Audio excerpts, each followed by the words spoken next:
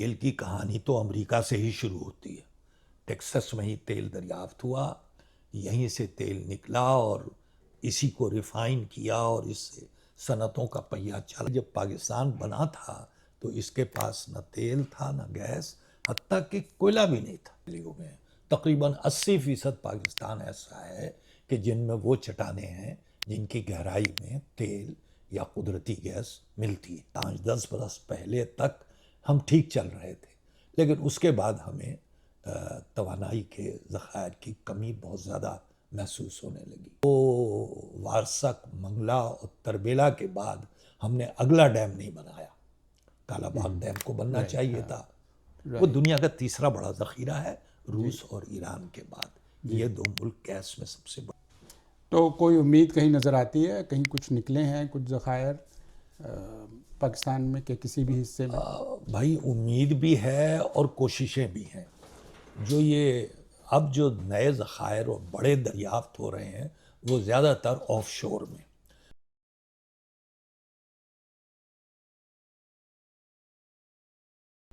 السلام علیکم، جمال محسن آپ کی خدمت میں حاضر ہے. آج جو شخصیت ہمارے ساتھ ہے وہ میرے لیے تو بہت ہی زیادہ جانی پہچانی ہے، لیکن کمیونٹی میں بھی اور پاکستان میں خاصی جانی پہچانی اپنے پروفیشن کی وجہ سے بھی، اور پھر ادبی ذوق اور ادبی سرگرمیوں کے باعث خاصی مشہور شخصیت ہیں. اور ان سب کے علاوہ وہ میرے بڑے بھائی ہیں. ڈاکٹر اقبال محسن جیالوجی میں پی ایچ ڈی، لیکن ادبی ذوق بھی رکھتے ہیں، اور انہوں نے حال ہی میں ایک کتاب بنجارہ کا بیلنس لکھی ہے. لیکن آج ہم ان سے جو گفتگو کریں گے ہم ان کے اپنے پروفیشن اور ان کی ایکسپرٹیز کے حوالے سے کریں گے، جو کہ جیالوجی ہے، natural resources, oil, gas and all the good stuff. اس پہ بات کریں گے کہ دنیا میں اور خصوصاً پاکستان کے حوالے سے کہ کہاں کہاں یہ ذخائر موجود ہیں اور اس کا امپیکٹ جو ہے وہ ملکی سیاست اور انٹرنیشنل سیاست پہ کیسے پڑتا ہے. تو میں انہیں بھائی میاں کہتا ہوں، تو میں بھائی میاں ہی استعمال کروں گا آج، بجائے اس کے کہ رسمی طور پہ میں کچھ اور کہوں. تو بھائی میاں، آپ نے پی ایچ ڈی ماسٹرز کیا جیالوجی میں اس وقت مڈ 60s میں، اور اس کے بعد پھر پی ایچ ڈی کیا چیکوسلوواکیہ سے، اور پھر آئے پروفیسر رہے کراچی یونیورسٹی میں، چیئرمین رہے کراچی یونیورسٹی میں، بلوچستان یونیورسسٹی میں، پھر ڈین آف سائنس رہے. وہ سارا ہوا. لیکن آج جو ہماری گفتگو جو ہے وہ میں چاہتا ہوں کہ آپ تھوڑی سی پیٹرو پالیٹکس کے اوپر کریں، تاکہ ہمارے ناظرین جو ہیں وہ اس سے استفادہ کریں کہ اس کا ہے کیا یہ پیٹرو پالیٹکس، اور اس کا اثر کس طرح سے کب کب پڑا. تو شروع کرتے ہیں ہم اپنے پاکستان سے، کہ بہت سنتے ہیں شور کہ بھائی پاکستان میں بڑے ذخائر ہیں آئل کے، تو کیا واقعی کچھ ہیں؟ بات درست بھی ہے کہ ذخائر کے امکانات بہت زیادہ ہیں، کیونکہ جن چٹانوں میں تیل ملتا ہے وہ پاکستان کے پورے رقبے پر پھیلے ہوئے ہیں.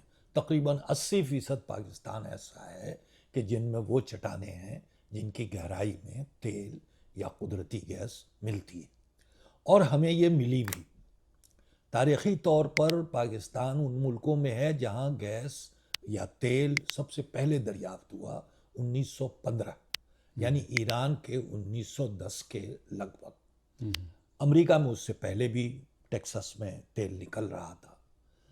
تو تاریخی طور پر بھی پاکستان میں تیل کے امکانات، اور اس کے بعد 1952 میں پاکستان بننے کے بعد جو سوئی پر گیس کا بہت بڑا ذخیرہ دریافت ہوا. اپنے وقت کا یہ بہت بڑا ذخیرہ تھا، اور پاکستان کو 50 برس تک انرجی کے حوالے سے سوئی گیس نے بڑا سہارا دیا.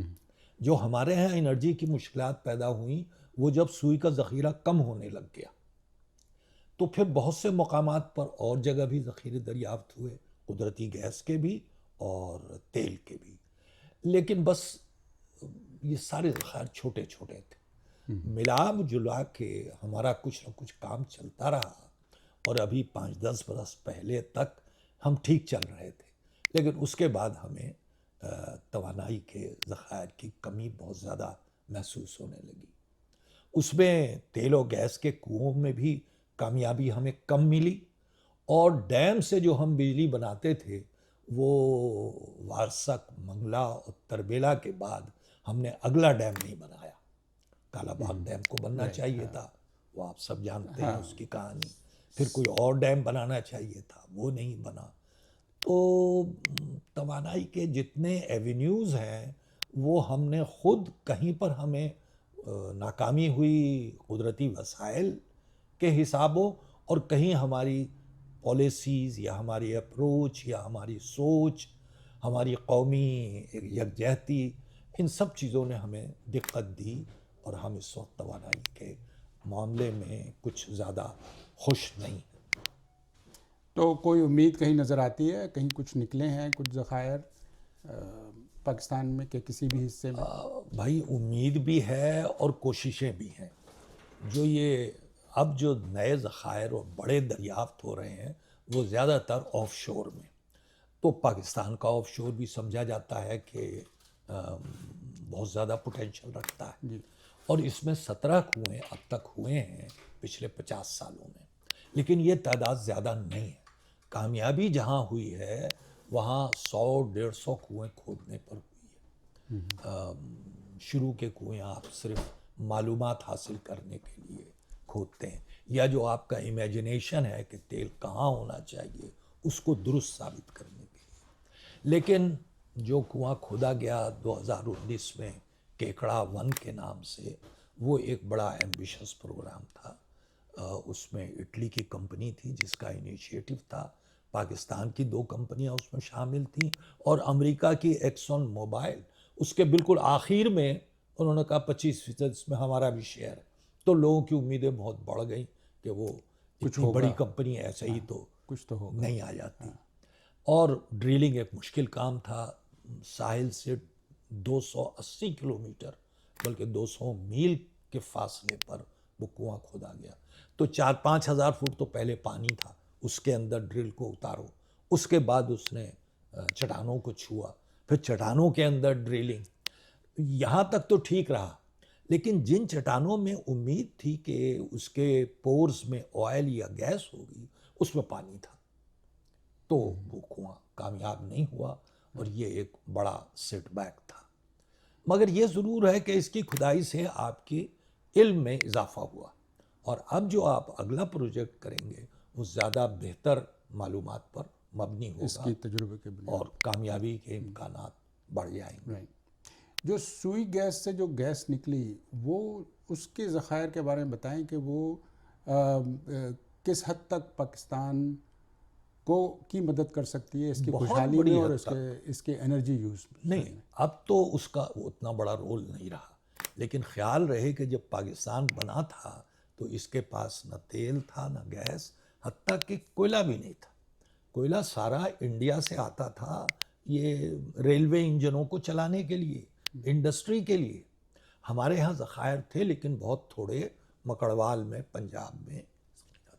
یہ تھر کا کوئلہ بہت بعد کی بات ہے، اور اس کوئلے میں یہ پرابلم تھی کہ ذرا لو کوالٹی تھا، انوائرمنٹ کو ڈیمیج کرتا تھا، صحرا کی ریت کے نیچے تھا، اس کا نکالنا مشکل تھا. ان سب پر ہم نے اب کچھ قابو پایا ہے، اور کچھ نہ کچھ کوئلہ ہم نکال رہے ہیں. لیکن جس وقت پاکستان بنا ہمارے پاس توانائی کے ذرائع بہت ہی کم تھے. اس وقت سوئی کا دریافت ہونا ایک بہت بڑا واقعہ تھا، اور اس نے بہت عرصے ساتھ دیا، اور اس کی پائپ لائن ڈیرہ بگٹی بلوچستان سے کراچی لائی گئی، پھر لاہور لے جائی گئی. اس کے بعد ہر شہر میں گلی گلی، محلے محلے تک پائپ لائنیں بچھائی گئیں کہ گھروں کے چولہے جل سکیں. تو سوئی کے ذخیرے نے تو بہت ساتھ دیا، اور اس کے ساتھ ساتھ تلاش جاری رہی، ڈرلنگ ہوتی رہی، اور ایک کے بعد دوسرا ذخیرہ دریافت ہوتا رہا، اور جو گیس نکلی وہ سب سوئی کی پائپ لائنوں میں جوڑ دی جاتی تھی اور وہ استعمال میں آ جاتی تھی. لیکن سوئی کے برابر کا ذخیرہ ہمیں دوبارہ نہیں ملا. اس کے بعد ہمیں جو بڑے سے بڑا ذخیرہ ملا قادر پور یا ڈھوڈک، وہ بھی سوئی کا چوتھائی یا پانچواں حصہ تھے، اور باقی ذخیرے اس سے بھی چھوٹے چھوٹے. تو ہم انرجی میں ڈیفیشینٹ تھے اور ابھی بھی ہیں. مطلب ایکسپورٹ تو فارگیٹ اباؤٹ اٹ، نہیں، اپنے ہم آپ کو اپنا پورا نہیں کر پاتے. ہمیشہ ہمیں تیل تو ہمیں ہمیشہ امپورٹ کرنا پڑا. گیس کی حد تک ہم ٹھیک تھے، لیکن اب 5-10 سال سے ہمیں جتنی ڈیمانڈ ہے اس کے حساب سے گیس کم پڑتی ہے، اور ہمیں قطر سے LNG کی شکل میں گیس منگوانی پڑتی ہے. رائٹ. اور وہ گیس شامل ہوتی ہے سوئی اور دوسرے 100 کنوؤں سے جو گیس نکلتی ہے ان میں. وہ یہ ملا جلا کے ہمارا گھر کا چولہا جلتا ہے. تو قطر میں جو گیس کے ذخائر ہیں وہ لگتا ہے کہ بہت بڑے ہی بڑے ذخائر ہیں. چھوٹا سا ملک ہے لیکن ان کو اللہ میاں نے بہت نوازا ہے وہ کہ اس کی وجہ سے اب وہ چھوٹا سا ملک جو ہے وہ اتنا پاورفل ہو گیا ہے. جی ہاں، بالکل. سیاسی طور پہ اس میں دونوں باتیں ہیں. ان کو قدرت نے ایک انعام دیا کہ ان کے ساحل سے تھوڑے سے فاصلے پر ایسی بڑی وسیع چٹانیں تھیں جن کے اندر قدرتی گیس موجود تھی. یہ تو ان کو تحفہ مل گیا.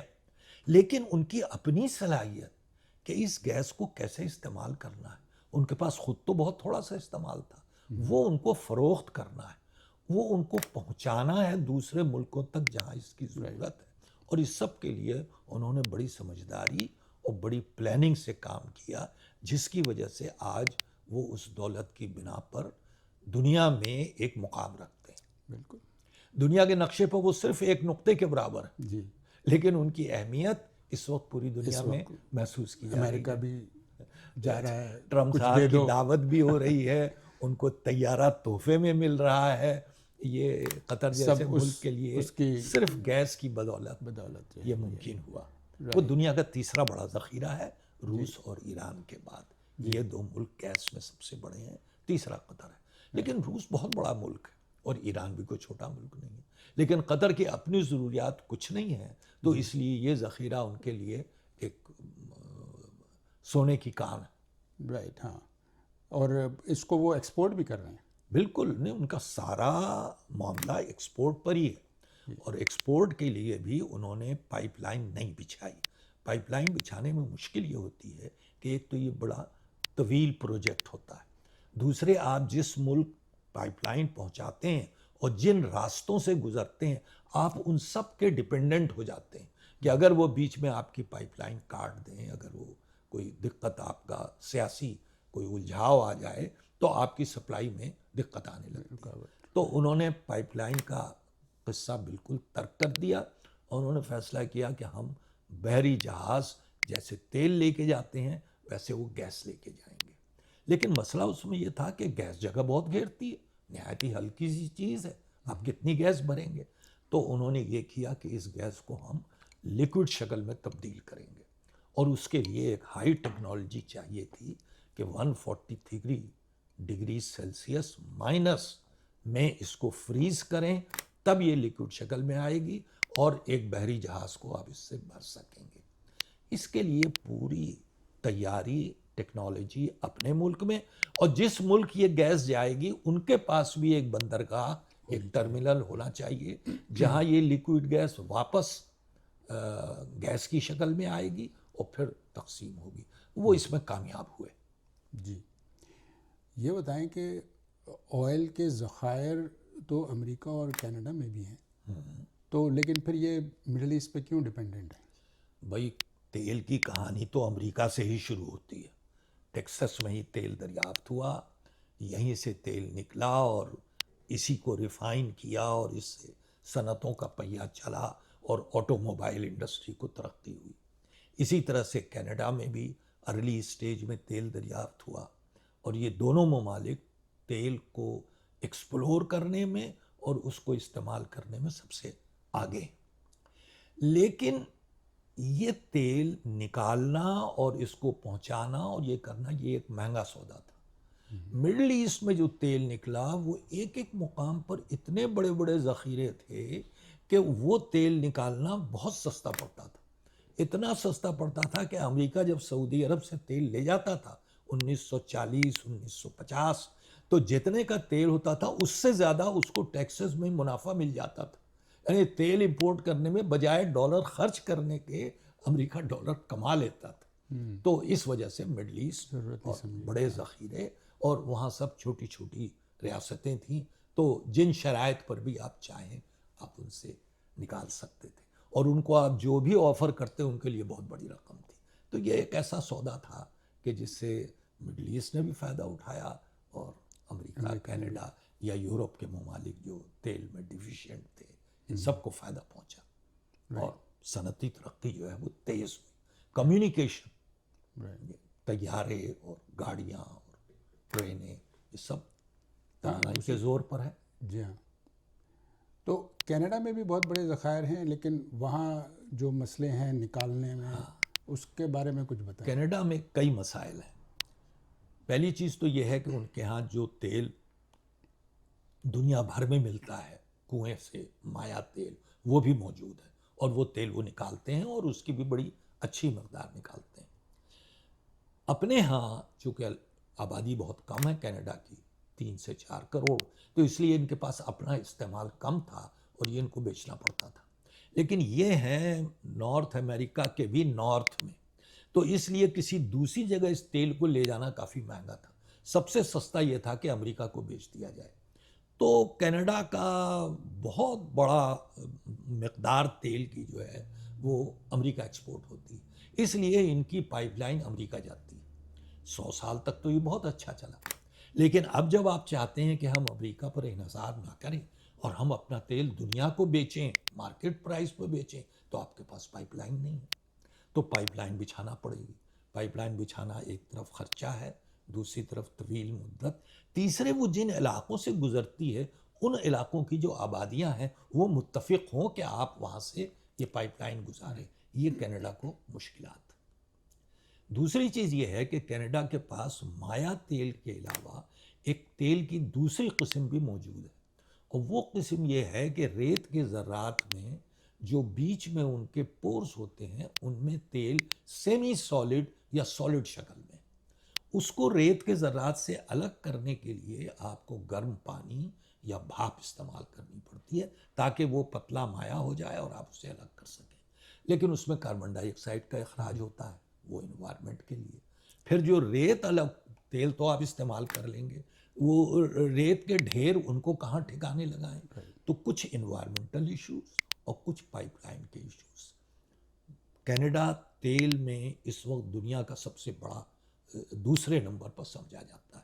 پہلے نمبر وینیزولا ہے جو انتہائی غربت کے عالم میں ہے. ان کے اپنے مسائل ہیں کینیڈا کے اپنے مسائل ہیں لیکن اس کے پاس ذخیرے ہیں.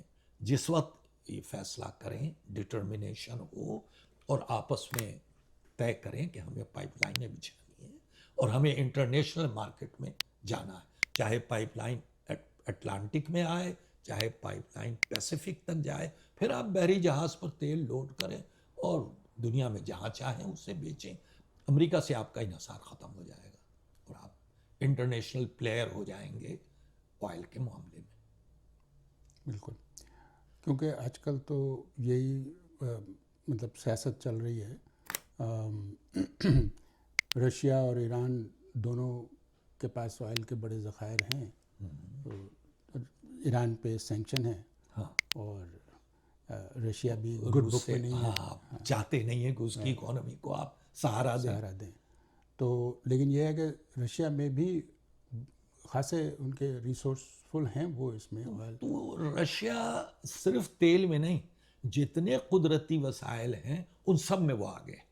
تو روس کو آپ قدرتی وسائل میں نمبر 1 سمجھیں امریکہ کو نمبر 2.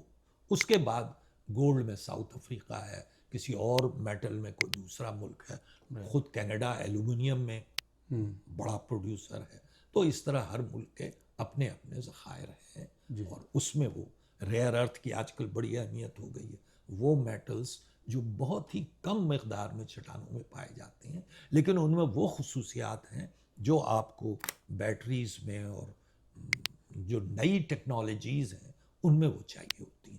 تو وہ ایک طرح سے اسٹریٹجک منرلز ہو گئے ہیں کہ اگر ان کی سپلائی بہت تھوڑی مقدار میں چاہیے لیکن ان کی سپلائی نہ ہو تو آپ کی یہ چپ میکنگ، آپ کی بیٹریز، یہ سب جو ہے وہ کاروبار بیٹھ جائے گا. رائٹ. اور اس کے اوپر جو ٹیکنالوجی آپ ڈیولپ کر رہے ہیں ان سب کو وہ سب سلو ڈاؤن ہو جائیں گی. رائٹ. تو پاکستان بیچارے کا پھر کیا ہوگا کہ نہ تیل نکلا اور نہ ہی کوئی وہ جیم اور کوئی دھاتیں، کوئی ایسی ویسی کوئی ایسی کوئی ہاں، یعنی پاکستان دو چیزوں میں پھنسا ہوا ہے. ایک تو ہم قسمت کو دوش دیتے ہیں کہ بھئی ہمارے ہاں تیل کے بڑے ذخائر کیوں نہیں، ہمارے یہاں سونا تانبا کیوں نہیں نکلتا، ہمارے یہاں لوہا کیوں کم ہے. ایک تو یہ. لیکن جو اصل بڑا مسئلہ ہے وہ ہے ہمارے یہاں گورننس کا. نہ تو ہماری مینجمنٹ درست اور نہ ہماری پالیسیاں درست. تو ریکوڈک کا اگر آپ نے نام سنا ہے تو جو ہم چاہتے تھے کہ ہمارے ہاں سونے تانبے کے ذخائر ہوں وہ تو پھر درست ثابت ہو گئے کہ بلوچستان میں آپ نے چھوٹی چھوٹی پہاڑیاں پہلے بھی تھیں جس کو ہم سیندک کے نام سے جانتے ہیں اور جہاں سے تانبا نکلتا تھا اور اسی کے ساتھ تھوڑا بہت گولڈ. وہ مائنیں جو ہیں وہ ہم نے چائنا کی کمپنی کو ٹھیکے پہ دی ہوئی ہیں. وہ اس کو نکال رہے ہیں، لے جاتے ہیں. جو رائلٹی یا ٹیکسز پاکستان کے بنتے ہیں وہ پاکستان کو دیتے ہیں. تو ایک تھوڑی سی آمدنیاں آپ کی اس سے. لیکن اسی سے متصل چاغی میں، دالبندین میں، نوکنڈی میں اتنے بڑے بڑے پہاڑ دریافت ہوئے جو سیندک کے مقابلے میں کئی گنا زیادہ تھے اور وہاں گولڈ اور کاپر کی جو ذرات ہیں ان کی مقدار بھی چٹانوں میں نسبتاً زیادہ تھی اور اسے نکالا جا سکتا تھا اور اس سے ہم فائدہ اٹھا سکتے تھے. یہ قصہ کم از کم 20 برس پرانا ہے جب یہ دریافت ہوا. لیکن 10 سال پہلے یہ بالکل مائننگ اس کی طے ہو چکی تھی، کمپنی سے معاہدہ ہو رہا تھا. لیکن معاہدے میں اڑچن یہ آ گئی کہ کینیڈا کی ہی کمپنی تھی بیرک گولڈ جو اس میں شامل تھی اس کے ایکسپلوریشن میں اور اس کی مائننگ میں. انہوں نے یہ آفر کی کہ دیکھیے آپ کے پاس ٹیکنالوجی بھی نہیں ہے، آپ کے پاس مشینیں نہیں ہیں، آپ کے پاس پلاننگ اور اتنی بڑی مائننگ کو یہ سارا کام ہم کریں گے. ٹیکنالوجی بھی ہماری، مین پاور بھی ہمارا اور پورا سرمایہ بھی ہمارا. کیونکہ مائننگ میں آپ کام شروع کرتے ہیں تو 5 سال تک آپ صرف پیسہ لگاتے ہیں کہ اس میں مائن بنائیے، اس سے پٹریاں بھی چاہیے، یہاں پانی پہنچے، اس کے بعد یہ منافع آپ کو دیتا ہے. تو سرمایہ بھی ہم لگائیں گے. ہم آپ کو یہ آفر کرتے ہیں کہ اس سے جو آمدنی ہوگی اس کا 75% ہمارا اور 25% پاکستان کا. میرے حساب سے تو یہ معاہدہ بڑا کارآمد تھا. لیکن جو بلوچستان کے نوجوان تھے اور جو وہاں کی سیاسی جماعتیں تھیں وہ ناراض ہو گئے کہ جی ڈپازٹ تو ہمارا، پہاڑ تو ہمارا، زمین تو ہماری، 75% آپ لے جائیں گے اور ہمیں 25%. یہ تو منصفانہ تقسیم نہیں ہے. اس کے اوپر مقدمہ ہو گیا. بلوچستان ہائی کورٹ گئے، انہوں نے بھی فیصلہ دے دیا کہ ہمارے نوجوان صحیح کہتے ہیں، یہ کمپنی زیادتی کر رہی. سپریم کورٹ گئے، وہاں بھی. تو پھر انٹرنیشنل کورٹ گئے. انٹرنیشنل کورٹ نے فیصلہ دیا کہ نہیں، جس کمپنی نے سارا انویسٹمنٹ کیا، ایکسپلوریشن کی اور اس نتیجے تک آ گئے کہ اب مائننگ ہو سکتی ہے، منافع حاصل کیا جا سکتا ہے، تو آپ کو چاہیے کہ اس کمپنی کو ٹھیکہ دیں. آپ اسے انکار نہیں کر سکتے بین الاقوامی قوانین کے تحت. اور چونکہ آپ نے اس کو انکار کیا ہے اس لیے آپ کے اوپر $5 ارب کا تاوان، یہ جرمانہ آپ ادا کریں. اور چونکہ یہ قصہ 10 سال پرانا ہے تو $1 ارب اس پر سود دیں تو $6 ارب. تو ایک پیسہ کمائے بغیر ہمارے اوپر $6 ارب کا جرمانہ آ گیا. آپ کو یاد ہوگا جس زمانے میں یہ خبریں چھپیں اس زمانے میں IMF سے $1 ارب قرضے کے لیے ہم ان کی ہر شرائط ماننے کو تیار تھے. تو $1 ارب کا قرضہ ہمیں مل نہیں رہا تھا اور $6 ارب کا جرمانہ بغیر کچھ کمائے ہوئے ہمیں دینا تھا. وہ جو کمپنی تھی بیرک گولڈ کینیڈا کی، اور اس میں چلی کی بھی ایک کمپنی شامل تھی کاپر کی. بعد میں چلی والوں نے کہا کہ ہم اس جھگڑے میں نہیں رہتے، ہمارا شیئر بھی آپ لے لیں، یہ پوری کمپنی آپ کی. تو اب جو ریکوڈک کا کاپر گولڈ ہے بلوچستان کا، اس کا تعلق صرف کینیڈا کی بیرک گولڈ سے ہے۔ اس کمپنی نے 2-3 سال تک تو کوشش کی کہ کچھ جرمانہ حاصل کیا جائے، لیکن اس کو پتا تھا کہ ان تلوں میں کوئی تیل نہیں ہے، یہاں سے $1 نہیں ملنے کا۔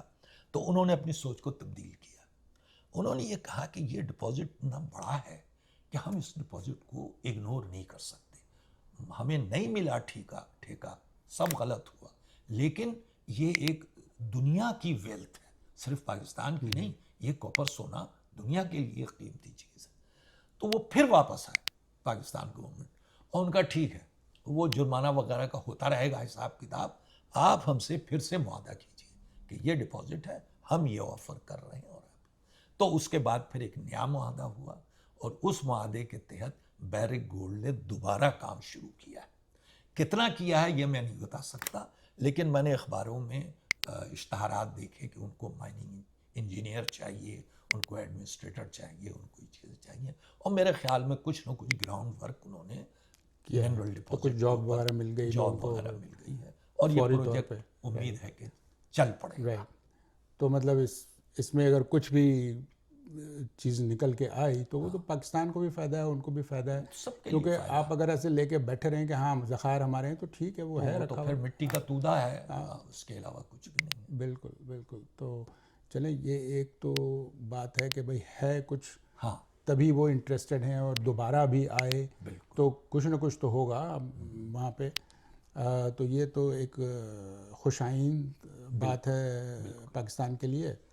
اور تو آپ اب جو ہے فیلڈ میں تو نہیں ہیں، ظاہر آپ تو پڑھا رہے ہیں، بلکہ ابھی آج کل تو پڑھا بھی نہیں رہے ہیں، لیکن adjunct professor university Karachi university میں کر رہے ہیں۔ تو یہ ہے کہ آپ نے تعلق ابھی بھی رکھا ہوا ہے، اس کی معلومات میں جو بھی اضافہ ہو رہا ہے، نئی خبریں جو آ رہی ہیں ان سے آپ واقف ہیں۔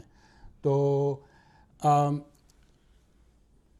اب ویسے تو یہ ہے کہ آپ نے ابھی کچھ ادبی سرگرمیاں بھی کی، کتاب لکھی، لیکن میں سمجھتا ہوں کہ یہ بذات خود ایک اتنا انٹرسٹنگ ٹاپک ہے، ایون دو کہ جیالوجی میں کوئی بہت ہی خشک موضوع ہے، عام آدمی کے لیے نہیں ہے، لیکن یہ جان کر کے کہ ان تمام جو نیچرل ریسورسز ہیں اور جو زمین کے اندر جو سونا اور چاندی چھپا ہوا ہے کسی بھی شکل میں، چاہے وہ گیس کی شکل میں ہو یا تیل کی شکل میں ہو، اس کا اثر نہ صرف اس ملک بلکہ پوری دنیا پہ پڑ سکتا ہے۔ بالکل ہے نا، مڈل ایسٹ کی حیثیت ظاہر ہے چھوٹے چھوٹے ممالک کی کیا ہو سکتی تھی اگر ان کے پاس تیل نہ ہوتا، اور ایران بھی جو ابھی تک ٹکا ہوا ہے وہ اسی وجہ سے ہے کہ اس کے پاس کچھ نیچرل ریسورسز ہیں جو وہ بیچارہ کہیں نہ کہیں پابندیاں تب بھی وہ سہار لیتا ہے، کہیں نہ کہیں سے ڈٹا کھڑا رہتا ہے۔ ہاں،